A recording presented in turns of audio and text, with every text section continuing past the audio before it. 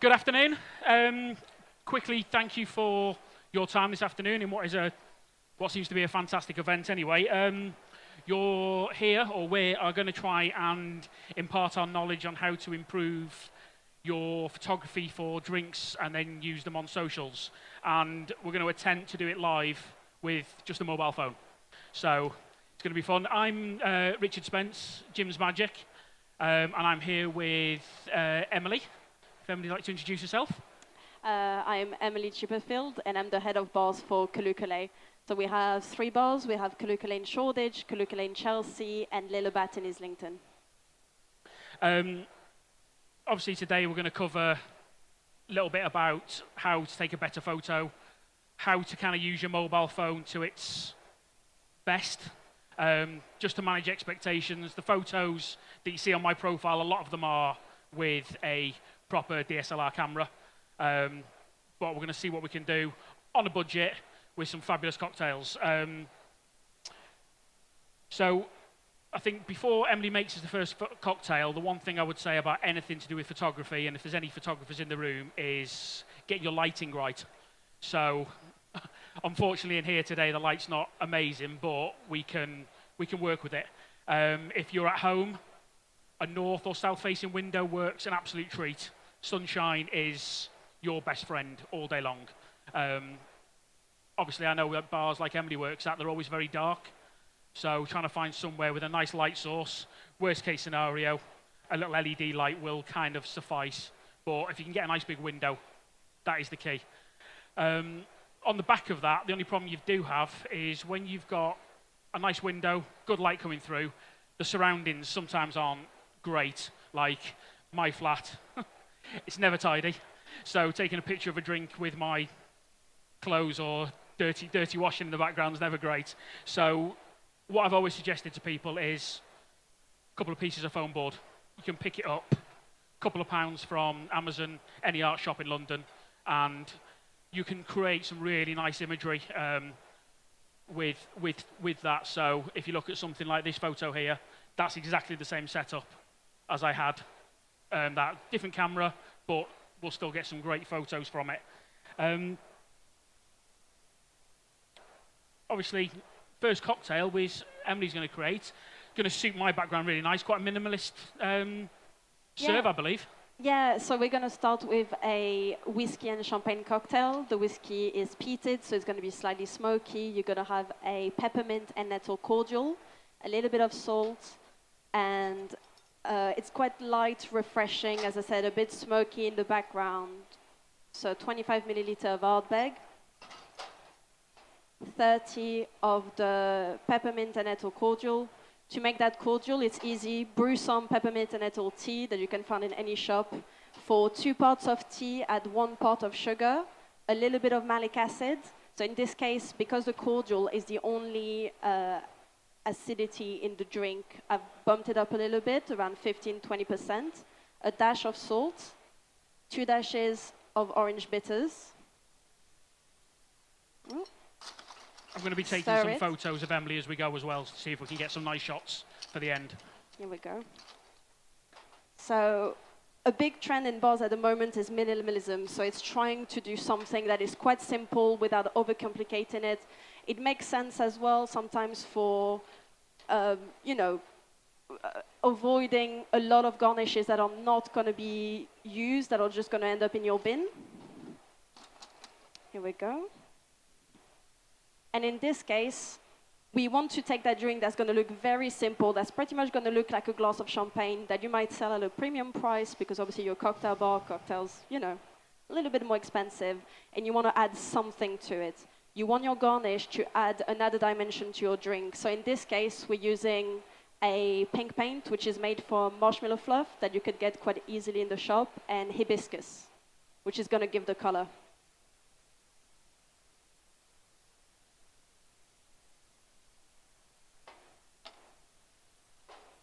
Topping it up with champagne. So like I said, it adds another dimension to the drink as well, as the drink is quite light, a little bit acidic, and then you have this garnish, which is quite creamy, has hibiscus, so a little bit of floral elements to it. And here you go. Lovely.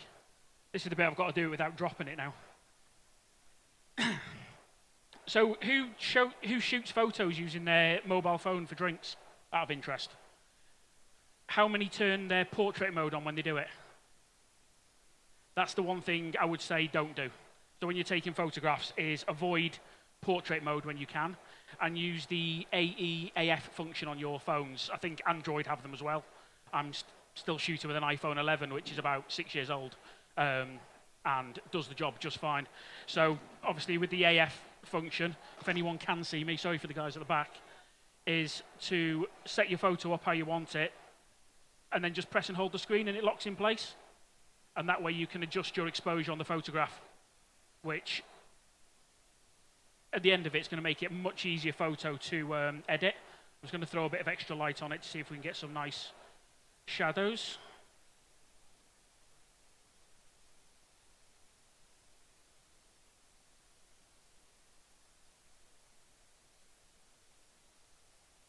Lovely. What's everyone's thoughts of the cocktails who've tried it? Yeah, cocktails are going around. Still going around. So I'll let everyone get a little taster, and then we will continue.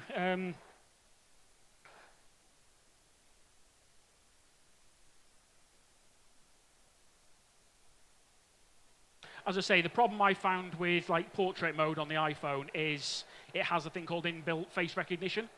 So it's constantly looking for eyes, nose, mouth, and unfortunately, unless it's a very fancy glass, you're never going to find it. So you'll get a really soft edge around the glass. Having the EAAF function, it will give you a nice crisp edge to your photographs. And then when it comes to edit them a little bit later, it's a much easier edit than what it would have been in portrait mode.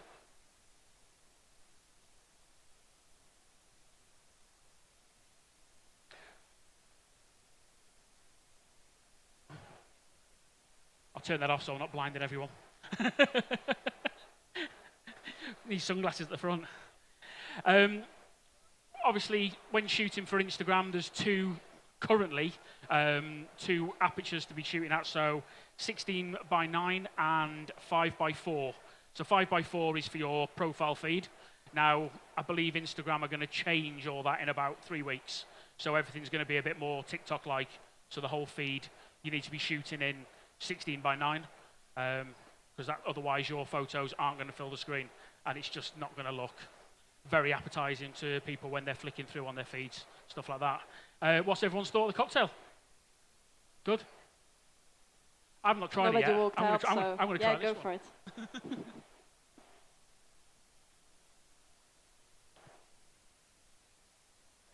I think that's the most important thing, photography aside. If the cocktail doesn't taste any good, it's completely pointless. And I say, from the bars you've worked at, it's all well and good getting them in.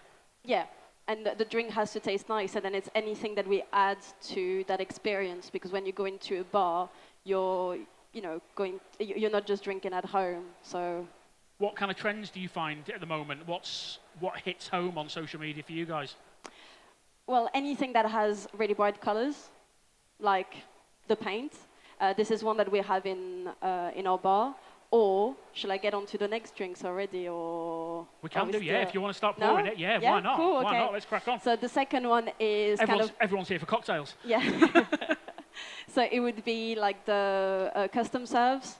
So this is a can that, again, we have in our bar. Our bar is called Kalukalei. This is obviously a riff of Coca-Cola. So anything that people can relate to, it's a little play on word, it's fun, it's nostalgia, because that's something that you've had since you were very young.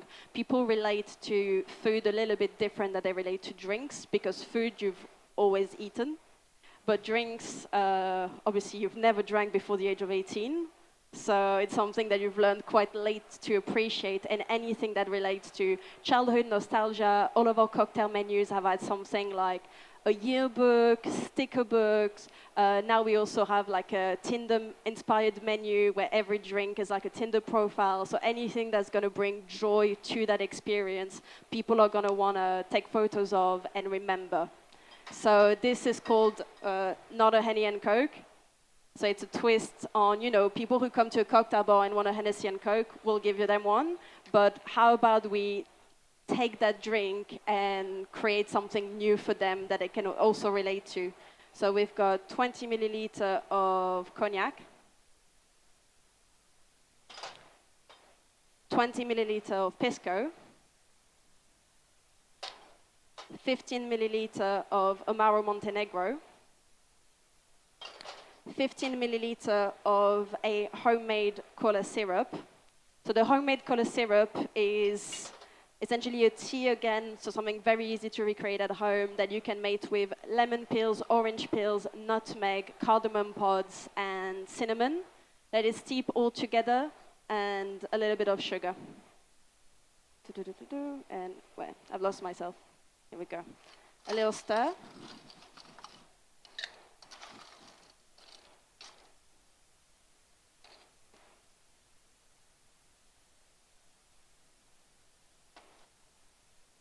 There we go. Did I not pour it in? Or did I pour it directly into the can? Okay. I promise I do that for a living. Then you top it up a little bit with, so this is mandarin and ginger mixer. There we go.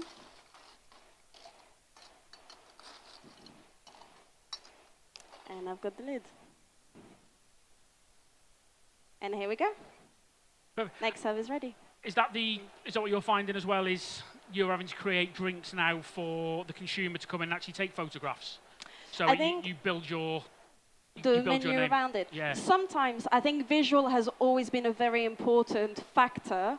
Now there are certain things that are more important now, I think, than prior, which is more lighting in bars and why would they take the photo. But in the case of Kalukalei, it's always something that we've had. They need to be fun. People need to have a great experience, and it's not just about what a drink tastes like. This is a bit of a given. The drink has to taste good, but it's anything you can add to it. And yeah.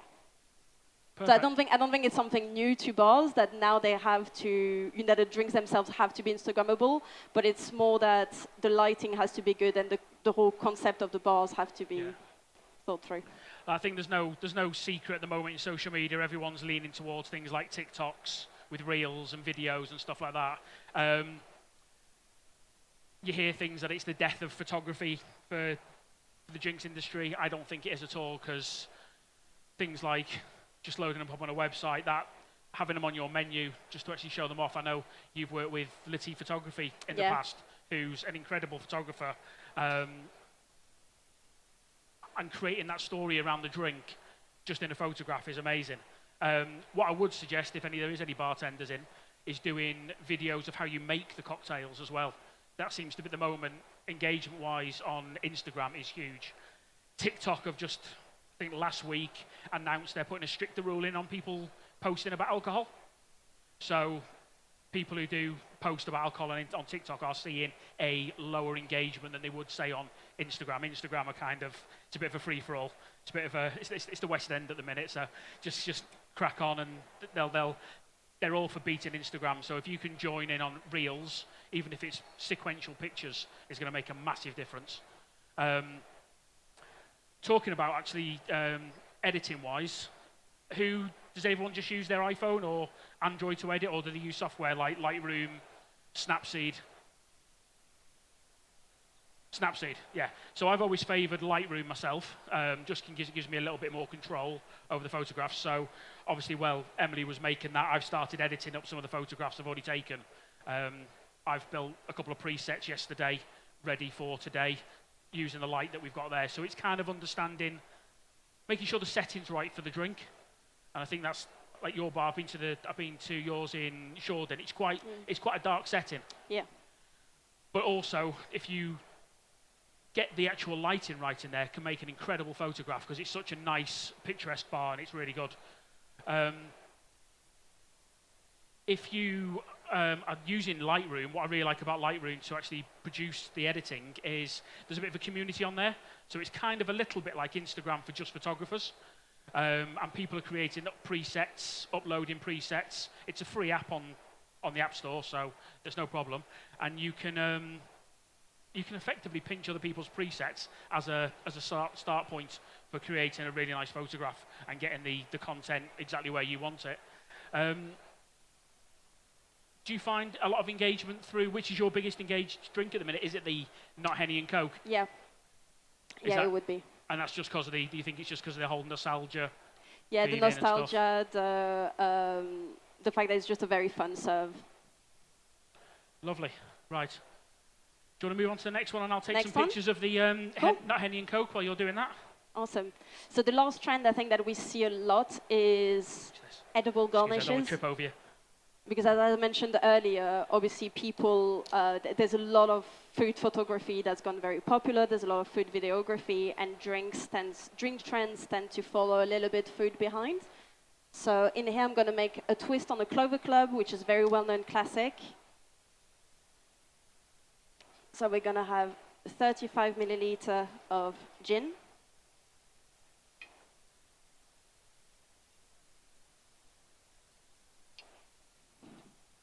As you can see, I spend a lot of time just adjusting it to make sure it looks right. 15 of dry vermouth.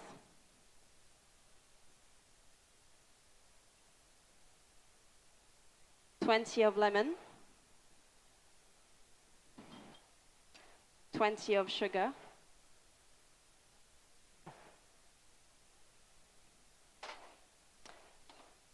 And some vegan foamer. So a lot of people would know that sours in bars, we use egg whites. Obviously, between, you know, making sure that the serve is vegan, egg allergies, etc., vegan foamers have been a lifesaver in bars.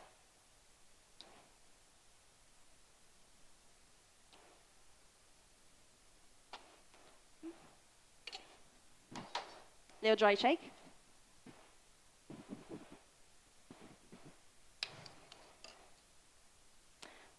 Adding a few fresh raspberries.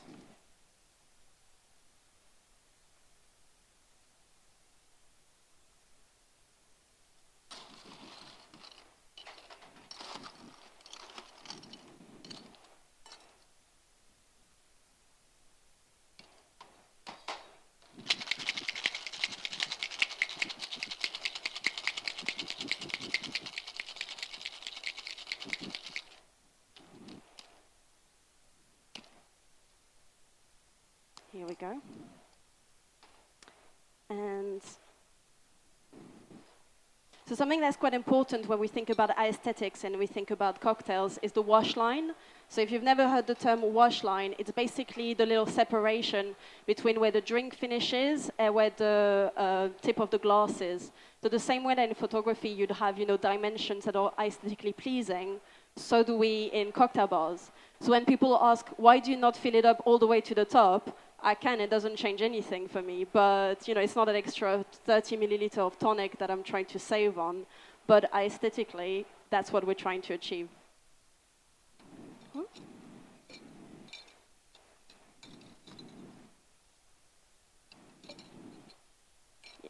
so in here, we're gonna use a large column of ice.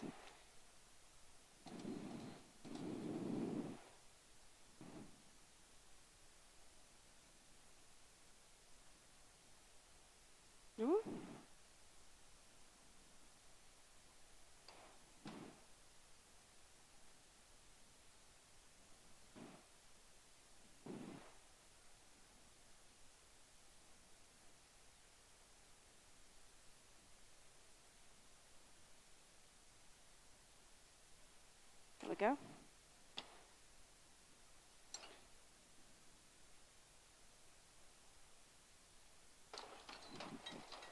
So beautiful color. You're going to see the drink is quite light, a little bit acidic, a little bit fruity, and to that I wanted to add a garnish that complements it.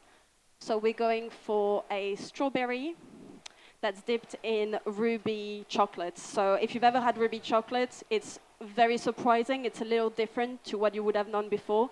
It's naturally pink, and it has quite a lot of acidity. It is super fruity. Obviously, we're always influenced by colors, but yeah, it's super fruity, a little bit acidic, and quite different.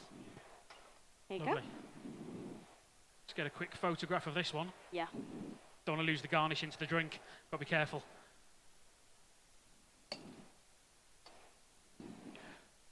So as you can see, I've changed the background on this because the cocktail is, the colour's just incredible. It kind of needs a bit of more of a muted background than the black. I find it's going to really contrast quite really nice with the white. Try and catch the right light. There we go.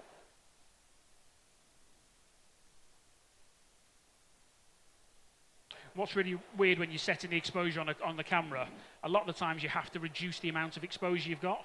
But with this drink, I have to turn it up, which is really strange. So again, it all completely depends on the actual serve themselves, on how I treat the actual drink itself. I'm sure you can all agree that the cocktails do look great. When I was talking about editing the photos as well before, there's no hard or fast rule on how the photos look. I've always said do it how you think it should look.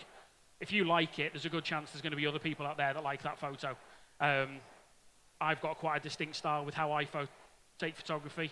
I know, like Latif, who's done stuff for yourselves before, he's got a very distinct style, hasn't he?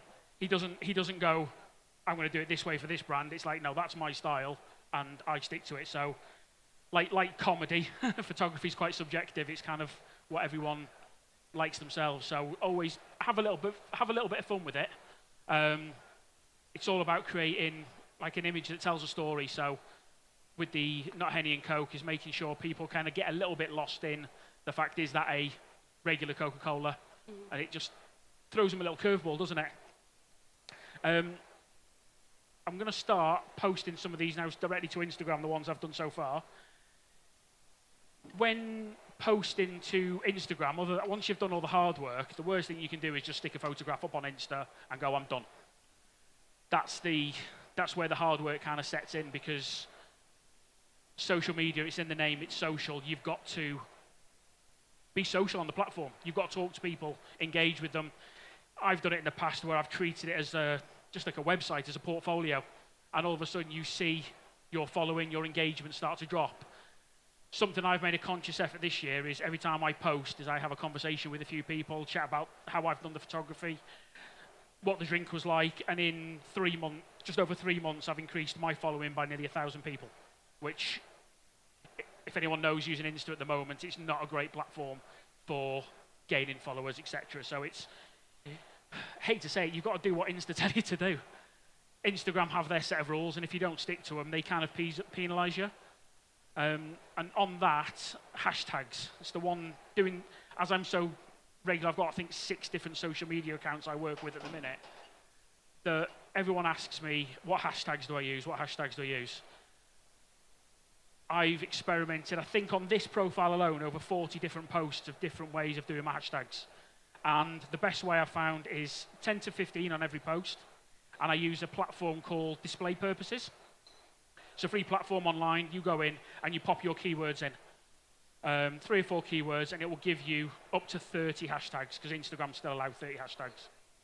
Display Purposes. And I've used that, and that gives me a lot of engagement. They remove all the banned hashtags. So would you believe iPhoneography, which used to be a bit of a trend hashtag, is now banned by Instagram. So if anybody puts that in, you actually end up with lower engagement than you would prior. Some weird and wonderful hashtags that are banned, but company like Display Purposes remove them for you, and they do that hard work for you. But as I say, it's be social on the platform. Emily can make as many nice drinks as she wants, but if no one's seeing them, it kind of defeats the object, doesn't it? Yeah. Kind of like you want people to see them, come and taste it, and then take their own photographs and tell their mates to come to your bar. In regards to the edits, unfortunately, we can't stream my editing live today. So what I'm going to do, if you do follow us on Instagram, I'm going to post a little how-to of how I've used Lightroom to edit up the photos, and I'm going to stick one on now. Have you got anything you need to add at all? No. Lovely. So I'm just going to I'll be as quick as I can, because this is the boring bit. You can't see me doing this. And we'll get the first photo up. And again, it's tagging people as well. So if you've got an audience, like for Emily, she must know certain people that use her bar regularly. They have the regulars that go in. If they've got an Instagram account, tag them because they're the first people that will forward on your pictures to the rest of the world. And the more people that see it, the more people are going to eventually come into the bar, which is kind of the end game, I suppose. I suppose a bit of tag Imbibe live.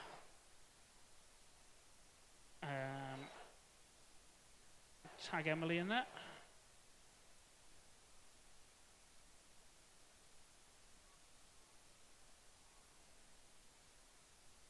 And London, share. Hopefully, fingers crossed, we have tested the technology, it works.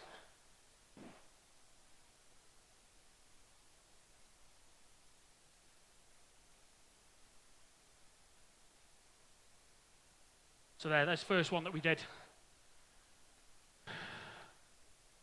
Quite stressful editing live like that. I don't think my thumbs have ever moved as quick. So, as I say, I'm just going to work my way quickly through. I've done the Henny and Coke one, which I really quite like. Imbibe. I've tagged you in these, by the way. Okay, cool. Try and boost your engagement as well. Right, like that. Well, I'm glad this worked. We were panicking it wasn't going to work earlier.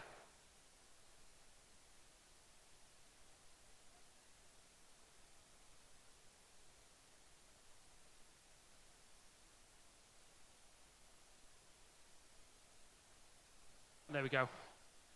So what I'm going to do is I'll post quickly the originals as well, so you can get an idea of where it came from to what it was.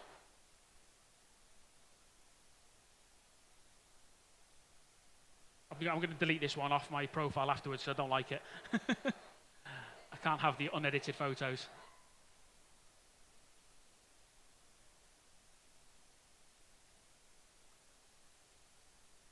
So you can see the difference.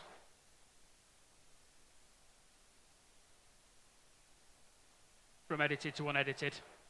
Exactly the same photograph, just a couple of presets that I had set up, and it does make a massive, massive difference. As I say, so just to kind of summarize what I do is, first thing I look at is my lighting, make sure my lighting's correct. Check my setting, make sure I've got no mess in the background. Say in my flat, I have this pretty much set up permanently. And then spend a little time editing. If I get the photograph right in the first place, I edit less, which is great. Saves me time. But then obviously spend a bit of time making sure it kind of suits my profile. And then I say, above all, is the one thing is make sure the cocktails are great and enjoy them. I think that's the key for me. The photography is the secondary. If it's a good cocktail, it's going to do a lot of the work for you. Yeah. Anything else? I think we're done. No, I think we're done. Lovely. As I say, cool. Thank you. I'll post a how-to guide on the editing. If anyone wants to catch me in the next half an hour and just ask me any questions about the editing, feel free. I'm not going anywhere for half an hour, so thank you very much. Cool. Appreciate it. Thank you.